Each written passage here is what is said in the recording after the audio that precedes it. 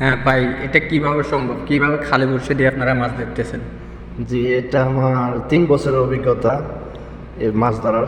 কারণ একটা কৌশল আছে, যেমন এটা ফাড়াই যে মাছে, যেমন এভাবে মাছের জাক আসে, এই জাকের ভিতরে যদি খালি বড়শিটা ফালানো হয় তখন অটোমেটিক জোরে টান দিলে একটা কৌশল মতো তো মাছ অটোমেটিকই আটকেবে, এই আর কি। বড়শিটা দেখেন তো একটু, মানে কিরকম একটা 3 কাটা আলা, এটা কি বড়শি? এটা ওয়াটার দিয়ে মানে বানানো হয়। যাক মাশাআল্লাহ, মাছটা তো একটা ধরে ফেলেছেন কি সুন্দর। হ্যাঁ, ওই দেখেন আরেকটা উঠে পড়ছে। হ্যাঁ, জি, এগুলো মানে জাকের মধ্যে দিলেই অটোমেটিক মাছ চলে আসে।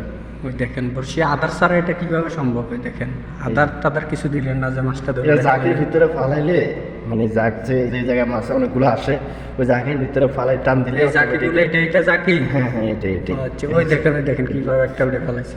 ঠিক আছে, ফালাই টান দিলে এটা আমাদের 3 বছরের, আজকে 3 বছর ধরে মাছ ধরতেছি। প্রায় প্রতিদিন 1 ঘন্টায় 100-120 পিস এরকম।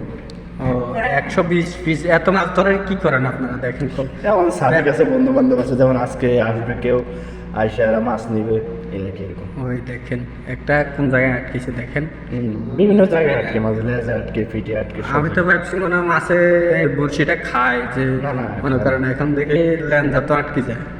ওই দেখেন আরেকটা উঠে ফেলাইছে। এরকম। আসলে মাছ ধরতে তো সময় লাগে না, প্রচুর মাছ না, ধরতে। মিনিটে একটা করে ওঠে। জাক যত বেশি হবে তত মানে তাড়াতাড়ি মাছ তোলা যায়। এই যে মিন্টু ভাই, ওই আপনি এটা কিভাবে বলছেন? কতটি মাছ পেয়েছেন? মাশাআল্লাহ, ভালোই তো লাগছে। হ্যাঁ, এতটি মাছ পেয়েছেন?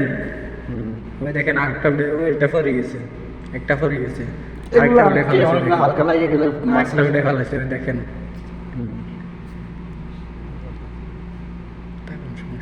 তো এরকম। ও, মাছটা দেখেন, ওই দেন আবার মারে ভাই, আবার মারতেছে, ওই তার একটা উঠে ফেলাইছে দেখছেন? মানে জাক কিভাবে সম্ভব ভাই? মাছের একটা জাক আসে, মারলে উঠে, এটা কি? ওই জাকের ভিতরে দিলেই উঠবে।